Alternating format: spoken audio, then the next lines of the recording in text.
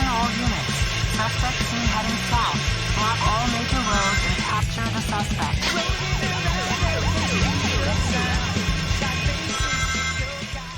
Oh, hello there! I didn't hear you come in. I was just enjoying one of my favorite video games of all time, Sonic Adventure 2.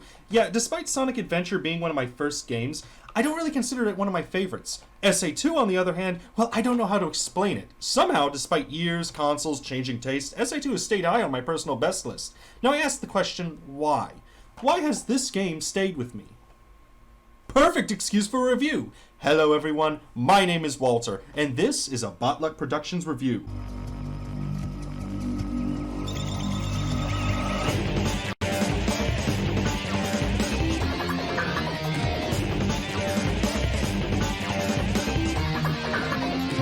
Okay, not as good as SA1's opening, but to give credit, they do render the cutscene as an FMV. Wait, if that's done in engine...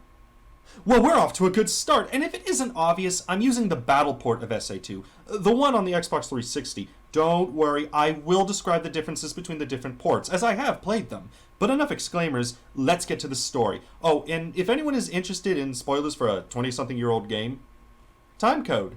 Let's begin. Our story begins with Eggman raiding a military base for weaponry. Why is he raiding a base, you may ask? Well, his grandfather's diary talks about a weapon he was working on. Basically, Eggman wants to collect his inheritance. It also helps that the terrorist site is paying big bucks for new weapons to destroy Bomb Site B. Anyway, Eggman is shocked to find what appears to be a hedgehog. Initially, he assumes it's Sonic, but soon remembers that Sonic is blue, not black. Remember this. And demands to know what is going on. The Hedgehog reveals that his name is Shadow, and that he is a genie of sorts. Out of gratitude, Shadow offers Eggman a wish. Then a giant robot attacks and Shadow wins. Eggman is rather impressed with Shadow, but questions about the wish. Shadow elaborates that if Eggman is interested, he should bring a Chaos Emerald to the Space Colony Ark. Now for something completely different. In Not Egypt, Knuckles and a bat named Rouge are fighting over the Master Emerald. Knuckles is trying to explain why he has to protect it, while Rouge is pulling the classic "you took what I rightly stole" argument. While this is going on, Eggman steals the emerald, confusing it for a Chaos Emerald, because science. Knuckles destroys the emerald, enraging Rouge.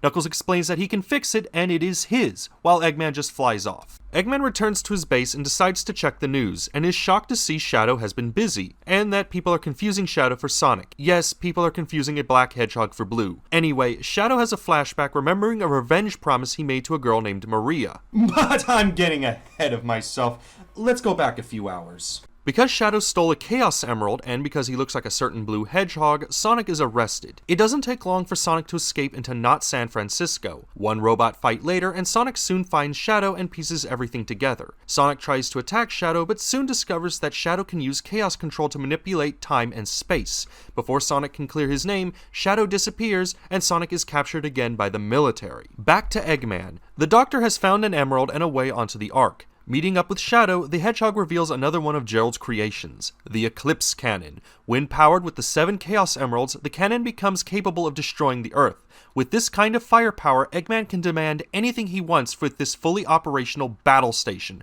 There's just a slight problem. They only have 2 Chaos Emeralds.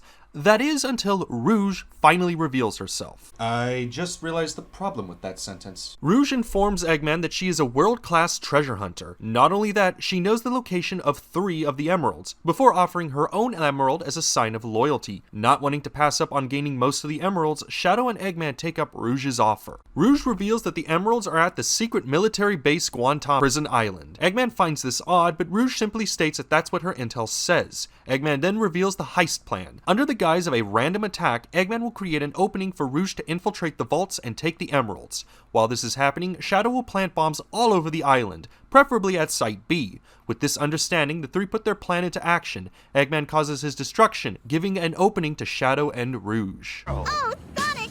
I thought I'd never see you again! The colorblindness epidemic of 2001 was intense. Yeah, Amy is here, which messes with Eggman's plan. Eggman decides to deal with Amy when suddenly Tails. Why are these 2 here on a secret military base? Turns out Sonic is being detained on Prison Island and the two are trying to break Sonic out. One Mexican standoff later, and Eggman leaves, knowing the island will blow up. With Tails' assistance, Amy is able to meet up with Sonic, freeing the Hedgehog. Sonic escapes, though not before finding Shadow. The two have a fight before being interrupted by Eggman. Eggman reminds Shadow that the island is about to blow up. The two decide to put their battle on hold as there are more important issues at hand. In Sonic's case, it's Amy and Tails. With Shadow, it's Rouge. Yeah, despite being a master treasure hunter, Rouge gets locked up in the vault with the emeralds. Shadow rescues Rouge while Sonic, Tails, and Amy escape. Prison Island then explodes. Terrorists win. Back on the Ark, Shadow has a flashback to Maria. It's a somber moment of a more peaceful time. Shadow then returns to the present as Rouge thanks Shadow for the rescue. Shadow merely informs the Bat that he was there for the emeralds, nothing more, though Rouge suspects that there's more to the story. Eggman walks in stating that the cannon is ready. Rouge is skeptical as they only have 6 of the emeralds. Shadow brushes this off, saying that this is more than enough for their demonstration. Eggman then makes his announcement to the world by revealing that what he has isn't a moon, but a fully armed and operational battle station. He then proceeds to destroy half of the moon. With this show of force, Eggman delivers his ultimatum: surrender to the Eggman Empire or be destroyed. Sonic, Tails, and Amy watch, shocked. Though in Sonic's case this might be deja vu since Eggman pulled this stunt back in Sonic 2, 3, and Knuckles. Putting 2 and 2 together, the three realize that Eggman is harnessing the power of the Chaos Emeralds. Because, let's face it, we need a MacGuffin. Tails then reveals he has an emerald when he saves Station Square in Sonic Adventure 1. Since the emeralds attract each other, Tails hypothesizes that he can find Eggman's location. One slight problem. Because the emeralds are in space, that attraction thing doesn't work. Tails goes with Plan B. Since Eggman is making demands, he's probably demanding the president to surrender. With this in mind, Tails starts hacking the government. And here we have Knuckles deciding to rejoin the class. Anyway, Tails gets a lock and chases after the presidential limo. There, President George W. Clinton is speaking with Eggman. The president states that the not US doesn't negotiate with terrorists, while Eggman reminds them that he has weapons of mass destruction. Before the president can respond, Sonic and Tails raid the limo, reminding the president he's in a Sonic game and that everything will take care of itself. The gang tracks down the signal to Not Egypt and infiltrate Eggman's base, and fall into Eggman's trap. See, because of Sonic's little interruption, the president refused Eggman's demands. It also doesn't help that without the 7 Chaos Emeralds, the cannon cannot charge fast enough to strike the Earth. Not all is lost, as Rouge reveals that Tails has an emerald, something Eggman didn't know. With this in mind, and that Sonic and the gang are coming for him, Eggman has Shadow and Rouge follow the group. Eggman then summons the Golem of Prague to defeat Sonic.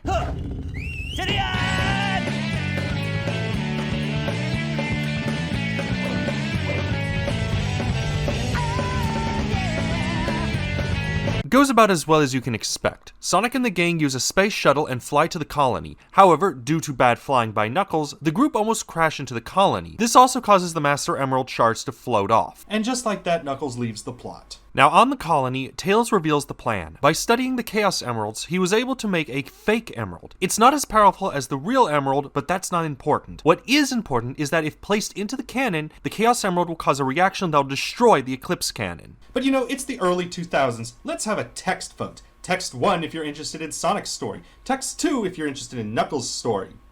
And the results are in. And why? So, Rouge and Knuckles have one last fight. Rouge trips and nearly falls to her doom. Knuckles saves her and we get tension. The two soon go back to their normal ways, though not before Rouge returns the emerald shards she had. Knuckles repairs the Master Emerald and apologizes if he harmed Rouge. The two split ways with some hints of shipping. Back at the ranch, Sonic is about to install the fake emerald into the cannon, until Eggman radios in that he's holding Amy at gunpoint. If Sonic wants Amy to live, he'll hand over the Chaos Emerald. Not wanting to risk Amy, Sonic agrees to the meeting. In fact, this is a good thing. Since Eggman doesn't know that the emerald is fake, Sonic can save Amy while also stopping Eggman. It's the perfect plan. Whoa! You thought you could trick me with that fake emerald, didn't you? Okay, so allow me to explain because you guys texted too. The second Sonic and the gang got on the Ark, Eggman was tracking them and noticed that they were carrying 2 emeralds. Doing quick math, he realized that this would mean that there is 8 emeralds, which isn't possible, meaning they had a fake. He also played with them by implying that Tails' question about the fake emerald was what tipped him off. Eggman then shoots Sonic into space. I guess he was just a regular hedgehog after all.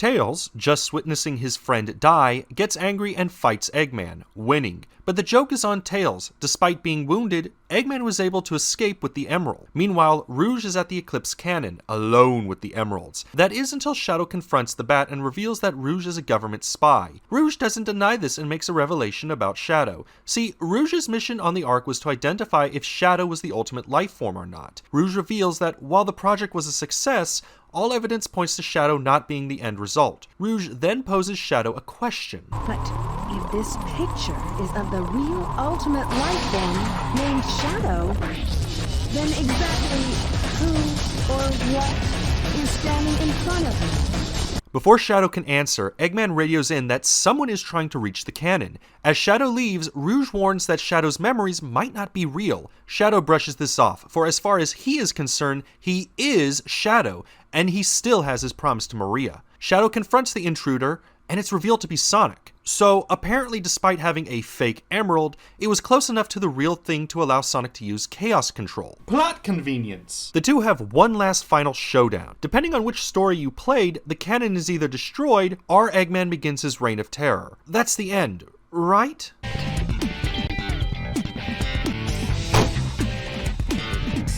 So, what happened, you may be asking? To answer that, I had to turn to Sonic X for answers. Ready? So apparently both sides are correct. Eggman was able to activate the cannon, but not before Sonic destroyed it. Not that that really matters, since both are in trouble. In fact, everyone is in trouble. The Ark is falling down, its impact large enough to destroy the planet. All because of one Gerald Robotnik. Who's Gerald Robotnik, you may ask? See, 50 years ago, the government was interested in researching immortality. Why, you may be asking yourself? He makes the rules and he intends to keep it that way. What's good for General Bull Moose is good for the USA. After the failed Yokumberry experiment, the government approached Gerald to head the Immortality Project. Gerald refused on the grounds that his research would be used for military purposes. That all changed when he learned his granddaughter caught a life-threatening disease called neuroimmune deficiency syndrome. It's exactly what you think it is. Move along. Hoping to find a cure, Gerald agreed to work on the Immortality Project, with Shadow being the fruits of his labor. However, fearing what Gerald was doing, the government pulled a Black Mesa and terminated the project, and many lives. In the aftermath, Gerald was arrested and forced to continue his research, later learning of Maria's death. Going insane, Gerald swore revenge on all of mankind, reprogramming the Ark to crash into the Earth and manipulating Shadow's memories to enact his final will. With the Ark falling to the Earth, a plan is hatched. Rouge recalls that the Master Emerald can stop the powers of the Emeralds, and what do you know? Knuckles just repaired the Master Emerald. The plan is simple. Get to the cannon's core and use the Master Emerald to stop the Ark from crashing. They have to act fast as the Ark is falling rapidly. Putting aside their differences, both teams decide to team up and stop the Ark, all except Shadow. As far as Shadow is concerned, his promise to Maria is fulfilled. Amy pleads with Shadow, causing Shadow to have one last memory. Please, do it for me. Maria! For all people who live on that planet, give them a chance to be happy. Whoops. Shadow quickly speeds off to assist in stopping the Ark, and for good reason. Turns out Shadow isn't the only ultimate life form, as his prototype is still alive. And for some reason, a giant lizard. Don't ask. Shadow holds the creature at bay while Knuckles repeats the mantra from SA1, finally ending this. Is it gone? Is that what Chaos Control is? Wait, a mindless lizard can use Chaos Control? Through Chaos Control, the giant lizard was able to merge with the Ark, meaning the Ark is still falling despite the emeralds being nullified. Sonic and Shadow go super and beat the lizard into submission. Because as we established in SA1, violence answers everything. With the giant lizard destroyed, Sonic and Shadow use the last of their strength to use Chaos Control to teleport the Ark back into a stable orbit. Sadly, this proves too much for Shadow, resulting in Shadow falling to Earth, finally fulfilling his promise to Maria. It's a somber moment as everyone takes in all that has happened throughout the adventure. We get one last picture of Shadow, the hedgehog that saved us all. So what about the story itself? Is it good? Is it bad? Well, I can tell you right now, it's an improvement. Compared to its predecessor, Sonic Adventure 2 is far more streamlined and in many ways easier to follow. This is because unlike SA1, where each character pretty much had a story to tell, SA2 instead tells one story through 2 points of view. Playing one side only gives half the story, and while it's technically a complete story, you kind of get the feeling that there's more going on. Take Rouge for instance. If you just play the hero side, it's never really explained who or what Rouge is. Is she a mercenary, an outside force, one of Eggman's henchmen? To get the answer, you have to play the dark side story to learn that she is responsible for Eggman and Shadow being on Prison Island. That yes, she's a mercenary, but not necessarily for Eggman. And that's just one example. I personally think this is the story's strongest element. It entices the player to play both sides to get the full picture, and it isn't until you get the full picture that you realize there's more to the story than a blue hedgehog trying to stop an evil scientist, which leads to what I believe is the story's second strongest element,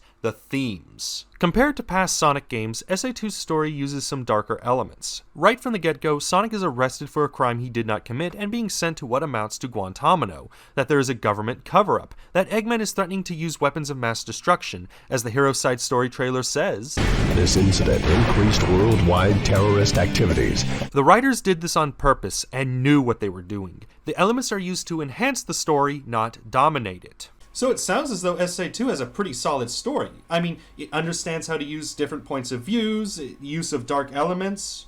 I mean, it sounds like a good story, right? Well...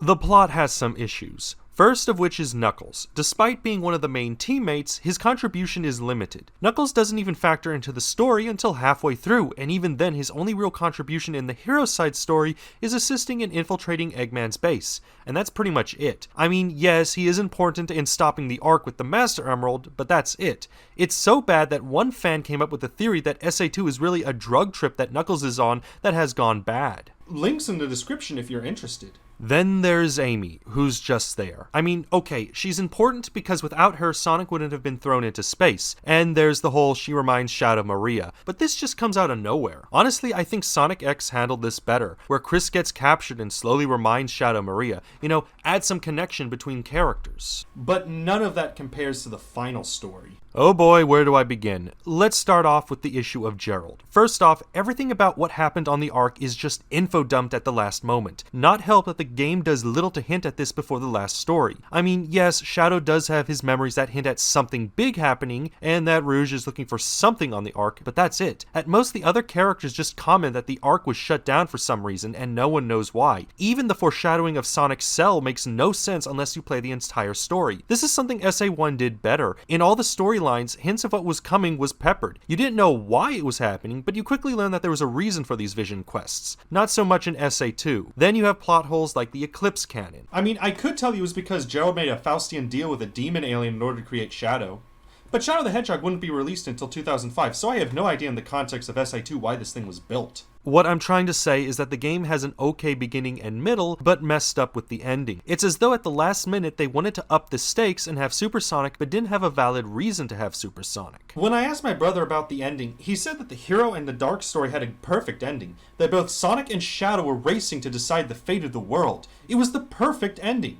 The final part feels just like an excuse to get Supersonic. At best, the final story gives context to Shadow's flashbacks. Now, to be fair, there are some redeeming elements of the story. I find that the Dark Side story is pretty interesting to watch. It's 3 individuals with different and conflicting agendas working with each other. Compared to the Hero Side story, which is basically Sonic and Tails featuring cameo appearance by Knuckles, Team Dark feels like a group of villains slowly coming together to form a team. And while we're on the subject of things I like about the plot, it's the justification of Tails in a mech. Many reviewers point out that it makes no sense for Tails to be riding around in a mech suit, that this was added in at the last moment. I disagree. Let's remember that Tails is busting Sonic out of a military prison, so of course Tails is going to get as much firepower as he can when he goes up against the United States Army. Oh, that's a good army.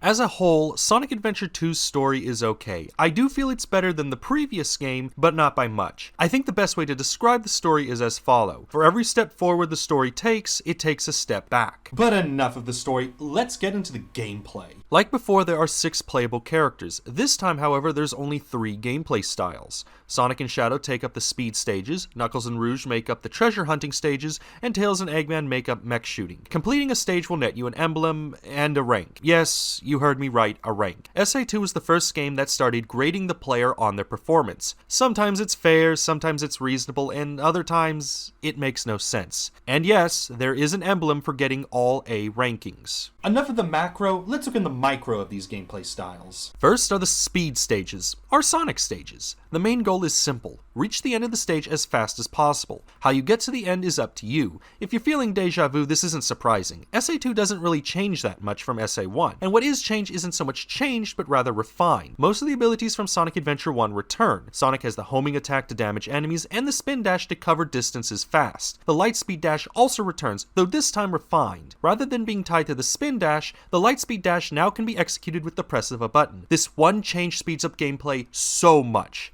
In addition to these old standbys, Sonic gains some new abilities. To start off, Sonic can now grind on rails, through the magic of early 2000s soap shoes. Yes, soap shoes were a thing. Grinding can be accomplished by jumping or landing on a rail. Once on, Sonic and Shadow can crouch, building up speed, practically flying once they leave the rails. Word of warning though, it can be difficult at times to hit the rail. I have lost far too many lives simply because the game had Sonic or Shadow fly from one rail to the other. Don't worry, you get the hang of this ability rather quickly. Next up is the Bounce Bracelet. It basically allows Sonic in the middle of the jump to act like a bouncy ball. With this, you can clear higher obstacles, stomp down on enemies, or even break boxes underneath you. If you're particularly good at using it, you can use it to save momentum as you enter a rail. Lastly, there's the somersault, and it's not really needed. I mean, it destroys boxes and allows Sonic to go through small gaps and can even damage enemies, but here's the thing. This one ability slows down Sonic terribly, and I'm not talking about destroying the boxes element of the ability, although that is one of the issues with it. No, it's its button placement. Just about all of Sonic's and Shadow's abilities are tied to one button. Now to be fair, most of the abilities are context sensitive. To use the bounce bracelet, you need to be in the air. The spin dash, you need to hold the button down. The light speed dash, you need a line of rings. And that's all fine and dandy, but the somersault just needs one button press. I cannot tell you the number of times I wanted to do a light speed dash, only for Sonic and Shadow to do a somersault. This not only ruins my groove, but also destroys any speed I may have built up. And don't even bother using this ability to destroy enemies. The homing attack is way better, except for when you have to fight Sonic or Shadow. It's a weird programming thing, don't ask. There's also the Magic Hand ability. All it does is turn enemies into throwable orbs, so it's worthless. Control-wise, Sonic and Shadow feel more refined. I don't know how to describe it other than I feel as though I have the right amount of control over the Hedgehogs, somersault notwithstanding. Everything just feels right, and then there's the stages. Right from the get-go, stage design is different. Unlike SA1, which tended for more open stages that encouraged exploration, SA2 goes for a more linear style of stage that emphasizes moving forward. Don't get me wrong, shortcuts and hidden paths exist, but in general you have to keep moving forward. This also changes the gameplay from an adventure-esque style of finding your way to more of an obstacle course that you're trying to complete. This is also tied in with the ranking system. For Sonic and Shadow, not only does this mean collecting rings and getting to the stage as fast as possible, but also destroying enemies or accomplishing tricks. In many ways, SA2 feels more like Tony Hawk Pro Skater, or Cool Borders 2. What, I have to somehow justify owning a PlayStation Classic? My only real complaint is that some of these A rankings can be rather difficult in getting. A good example is Metal Harbor. To get an A ranking, you need to reach the top of this missile, which has a time limit. Trust me, you won't be getting to the top on your first try. Another complaint is the upgrades. Most of the abilities are exclusive to Sonic, and while this is understandable for something like the Magic Glove, I find it odd that Shadow doesn't get something similar to the Bounce Bracelet. In fact, Shadow gets very little attention this game. 4 levels, that's it. The least out of all the characters. Mech Shooting is next, featuring Tails and Eggman. The goal of these stages is, yet again, to reach the end as fast as possible while causing as much destruction as possible. You do this by using a laser to lock onto targets, and then firing once you get a lock. Now you might be saying that this sounds more or less the same as Gamma's stages in SA1. Well, yes and no. The difference is time. Unlike Gamma, Tails and Eggman have no time limit. So what's the point of locking onto multiple targets then? Well, that's where the point system comes in. The more targets you lock onto, the higher point total you receive, which in turn leads to a higher rank. Ability-wise, very little was changed from SA1. You still have the laser for locking on and the hover to assist in platforming. No, what was changed was the Vulcan cannon, the somersault of this gameplay style. The only use for the Vulcan is to destroy boxes. Sometimes it can harm enemies, but the chances of that happening are slim to none. The other issue with this ability is the noise it makes. Just listen. Is it getting annoying yet? The problem is, yet again, the button placement. The Vulcan cannon uses the same button as the lock-on, meaning if you want to destroy boxes, you have to constantly press the lock-on button, which means listening to... Another change to the gameplay is the inclusion of a health bar. Rather than relying on rings to provide protection, Eggman and Tails have a health bar. Once the bar goes down, it's game over. Don't worry, it's not as bad as it seems since collecting enough rings will slowly regenerate health. However, I do find this mechanic to be something of a mixed bag, because while this means you can take more hits, even more if you have Eggman's upgrade, you still lose rings if you get hit. Now, I understand that this is a staple in Sonic games to lose rings if you take damage, but it doesn't feel right with this health bar. That's not to say I dislike the health bar. Given how enemies will often ambush you, it's nice to have something to keep you alive, even if it means losing rings. Controls are, well, they feel tanky. Now, I get that these are supposed to be combat mechs, and that those aren't the most maneuverable. However, I still think the controls could have been smoothed over. As is, it's impossible to turn on a dime as Eggman and Tails. Which, given that your lock-on is dependent on where you turn the mech, it makes for a somewhat clunky gameplay experience. The worst part of the controls are the jumping. Now, I get that these are mech suits and that those aren't necessarily the best at jumping.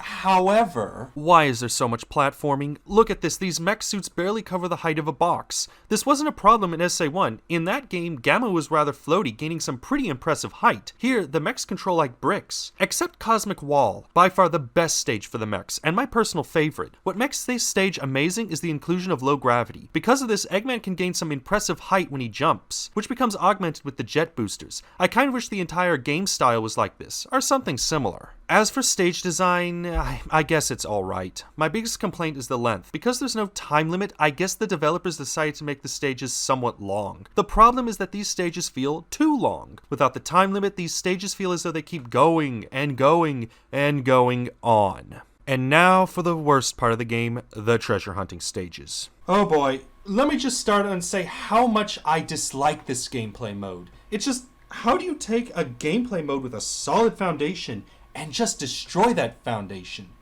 But let's backpedal a bit. Knuckles and Rouge are the playable characters for treasure hunting. The objective is simple. There are 3 MacGuffins in the stage that you must find. They can be located anywhere from being underground, floating in midair, or even in enemies. Fundamentally, it's the same as SA1, but man did they mess up so much. If you recall, I commented that treasure hunting stages in SA1 were, in my opinion, one of the best thought out stages in the game, that their use of level design, the hint system, and radar all work together to create a solid concept. Well, SA2 decided to throw that all the way and start from scratch. First issue is the radar. Unlike SA1, the radar in SA2 is nerfed badly. It only tracks 1 emerald at a time and only in a specific order, meaning you could be running around a stage passing by MacGuffins and not knowing because the radar isn't tracking that one item. In one stage, I actually found 2 emeralds out in the open by pure happenstance. In another instance, while searching for 1 key, I just so happened to find another key by accident. I don't understand why the radar is insistent at finding these items in order. Then there's the hint system. In SA1, the game pointed you in the direction of a shard. It was a nice little nudge in the right direction. In SA2, the hints are more like riddles. You only get 3 hints, with each one getting easier to understand. The problem is that these can be somewhat vague at times. Like, look at this one. 2 priestesses. What, these are the 2 priestesses? I guess. Or this one. It wants me to find a texture on the wall of Sonic that's in the shadows. Okay, that's rather specific. Or this one. Lost child. Dead end.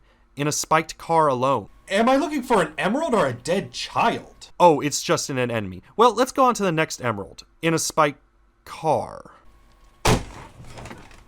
And then there's the level design. So much of these levels are winding hallways that just blur into each other. There are landmarks here and there, but they're barely noticeable. It also doesn't help that these stages can be big, too big. Meteor Herd is by far the worst offender of this. It's already a pretty wide open area at the bottom, then you realize that the entire stage is vertical, meaning you now have to go start exploring in the space above you, which can take time. All of these together make some of the most frustrating elements of the game. Whereas in SA1, these elements work together to create a fun time, these elements are just become frustrating. And no stage best describes this than Security Hall. The first main issue is the time limit. You have 5 minutes to find 3 emeralds. Now, this isn't that big of an issue, except remember those 3 problems. Because the radar only tracks 1 emerald at a time, probing around is pointless. Instead, you need to use the hint system, which means you need to use 3 hints effectively to find an emerald. So you get a lock. But what's this? It's located at the top of the stage, so now you have to climb up looking for the emerald, and start all over again. This time you learn that the emerald is in a safe, but the safe is locked, so you need to go back up, activating a switch, find the safe, open it, collect the emerald,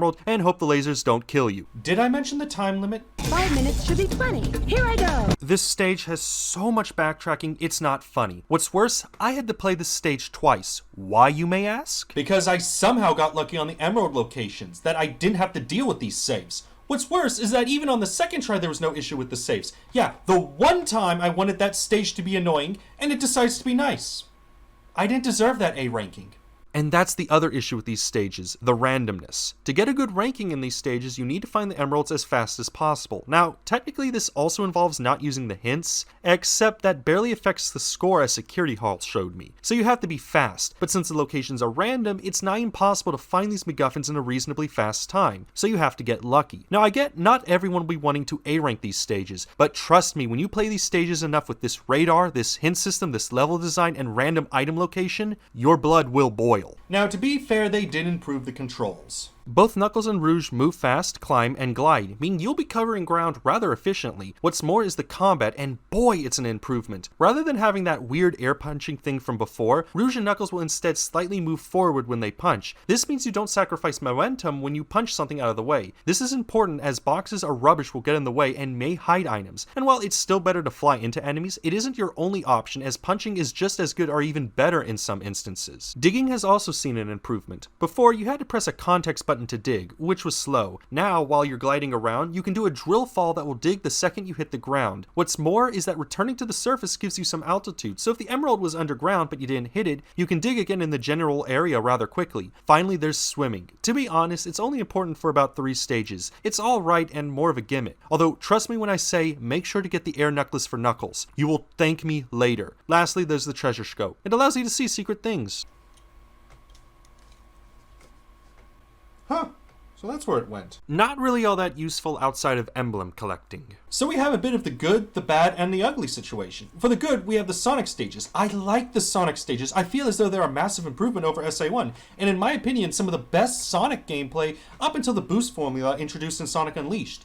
Mech shooting is the ugly. I can understand where they're going for, but it's not really an improvement over the previous game. As for the bad, need I explain treasure hunting again? While we're on the subject of the bad, I should bring up the boss battles. No Sonic game is complete without boss battles, and for the most part, the boss battles are alright. Not a big fan of the character battles, but what can you do?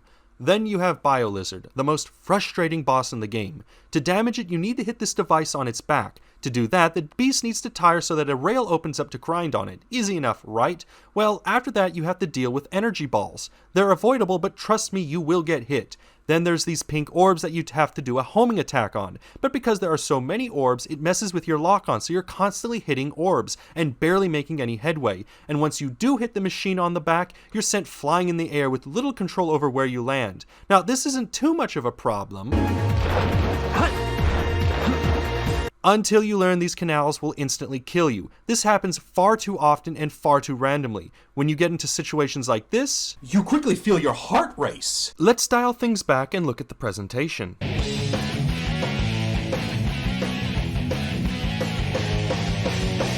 It's so much better.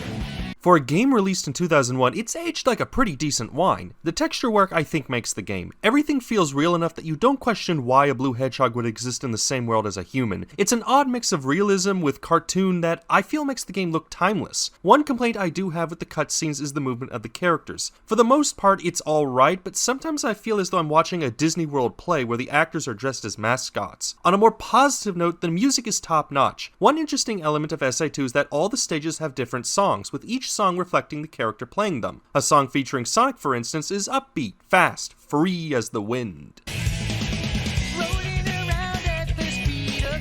A stage with Knuckles will have a more slow R&B vibe.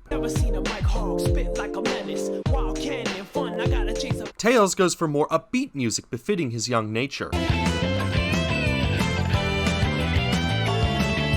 Eggman is synthetic, playing that electric guitar with sounds that are harsh and evil. Rouge is more jazzy, 60s spy-esque, almost something out of Austin Powers. And then Shadow, with that music that's dark, emo, the type of music that makes you want to go, "It's a phase, Mom! I'll grow out of it!" It's, in my opinion, some of the best music in the franchise. I also consider the voice acting to be some of the best that the franchise has had. Special mention to David Humphrey, giving what I consider one of the best depictions of Shadow the Hedgehog. The Ark was the first space colony created by mankind. Not many people know that the Ark contained a top-secret research facility, where weapons of mass destruction were being created. However, not everything is perfect. A major issue is the lip syncing. When the game was localized, no attempt was made to match the characters' voices to their lips, resulting in cases where characters are talking without lip movement. In some instances, Japanese dialogue was even kept in.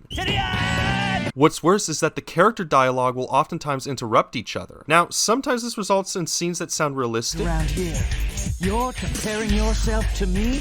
Huh?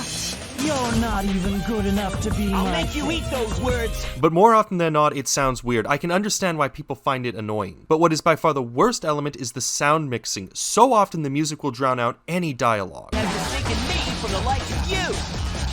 So, where do you think you're going with that emerald? Say something, you fake hedgehog! To compound this issue, I have read that this has gotten worse from port to port. Word of advice, if you play this game, have the subtitles on. Outside of the main game, SA2 is brimming with extra content. Much like its predecessor, SA2 has the Chow Garden where you can raise Chow. The concept is the same. You get animals and Chaos strives to increase the stats of the Chow so you can race them. SA2 went a step forward by including a stat screen, a kindergarten where you can teach Chow skills, and the ability to name your Chow, while later ports will add in the Chow Karate, which is basically a Chow fighting ring. What I'm trying to say is that SA2 greatly enhanced the Chow Garden, enough that you can almost argue it's a separate game. In addition, there's multiplayer where you and your friends can play against each other in the different gameplay styles. The Sonic stages pit you and your friend in a race and something similar to Mario Kart. Treasure hunting involves you finding emerald shards as fast as you can, and mech combat is, well, it's team deathmatch. I don't really have to explain much more. Personally, I find the Sonic and mech combat to be the most enjoyable. Outside of this, you also have the Chow Racing and Chow Karate, and all the enjoyment that entails. You also have kart racing. It's no Mario Kart, but it can be a fun little time waster from time to time. And of course, there is the mission mode. Each stage in SA2 has 4 optional missions to complete, each with a ranking. The extra content that SA2 creates is, in my opinion, one of the best bang for your buck. It's less like a game and more like an entertainment program. Of course, that depends on what version you get. Much like its predecessor, SA2 has been re-released multiple times, with each version adding something new to the game. The first version is the Dreamcast version, and the most bare bones of the versions. You of course have the mission mode and most of the multiplayer, and a basic Chow Garden. There was also some DLC available that you can still download provided you know what you're doing. Honestly though, the main reason you get the Dreamcast version is for the Chow VMU and special effects. Yeah, for some reason the effects present in the Dreamcast version aren't necessarily present in the GameCube version. Going from the Dreamcast, we have the GameCube. Now, this version is the one that most players played. Not surprising, the Dreamcast was discontinued shortly after SA2's release. Now, the Battle Port is considered one of the better ports of SA2, and there's a reason for this. Practically all the DLC in the Dreamcast version are present in the GameCube version. Multiplayer was expanded to include more stages and all the unlockable characters, with some having special abilities. The Chow Garden was also expanded to include the Chow Karate and Chow Black Market. Connectivity with the GBA was also possible, allowing for an expanded Chow Adventure on the go. The main drawback was that many special effects were dummied out for the re-release, for some reason. Then you have the Xbox 360 PlayStation release, which is the Battle Port. Pretty much everything in the GameCube release is here. In addition, some interviews with some of the staff was added in should you complete the game. The main issue is the sound mixing, Chow Garden and DLC. Like I said, the sound mixing has gotten worse with each re-release, with this version having some of the worst. The Chow Garden has also been limited since there isn't anything that allows you to take the Chow on the go, which messes with elements such as the Chow Race and Karate, so be prepared for lots of grinding. And then there's the DLC. Yeah, much like SA1, SA2 requires you that you purchase the battle upgrades separately as DLC. It's just more justifiable given what you're getting, but it still feels wrong. Finally, there's the PC version. It's the PlayStation Xbox version, only this time with mods. Personally, go with the GameCube version. It's the most complete with the tiny Chow Garden and all. With that all said, what's my final opinion of SA2? I think it's worthy to be called a sequel. The point of a sequel is to improve on what came before, and indeed, Sonic Team did deliver, for the most part. The refinements to Sonic's gameplay are, in my opinion, some of the best in the franchise. Even today, when I think of Sonic's gameplay, I think of what I played in SA2. From a presentation standpoint, SA2 is leagues ahead of SA1. At the time this game was published, it was pushing what was capable on the Dreamcast. Even today, this game looks good. The cutscenes, even with their weird interrupting, I find add a bit of a charm to the game, giving it sort of realism in dialogue I usually don't hear in games. I mean, it's a mistake, but still. And the extra content. What you get here is just amazing. What could have been improved on is the story and mech shooting. The story is alright. I like what was being attempted, however the ending needed more build-up. It just comes out of there. There's also an issue with Knuckles and how little he contributes to the story. As for the mech combat, it's kind of a wash. It's a fun mode, don't get me wrong, but I think it's a step back compared to what was offered in SA1. But neither of these compare to the ports and treasure hunting. I get that porting games often requires elements to be dropped. I get that. But I don't agree with selling what was standard in the battle port as a separate DLC. I get that the DLC has a lot of content, but why should what was originally standard be walled off? And what's with the Chow Garden? I get that connecting a Game Boy to a PlayStation and Xbox is impossible, but how hard would it have been to make a companion app for the iOS and Android? But by far worse is the treasure hunting. Again, I cannot stress this enough. They had a well thought out gameplay style, a good foundation, and they just destroyed it. Oh well, I guess things could have been worse. Oh right, Sonic 06 exists. With all that said and done, I do highly recommend Sonic Adventure 2. It's a game that gives so much to the player. I think that's why I like SA2 so much. You're not so much getting a game, but an experience. It's a game that tries to do so much and does it well enough. Yes, there are some issues, but I do think that the good overshadows most of the bad. This is a game that I recommend getting and playing. But now I'm at a crossroads. Do I review Sonic Heroes and see how Sonic Team backpedal? Maybe I should look at the Sonic movie, the original Sonic movie. See you all soon!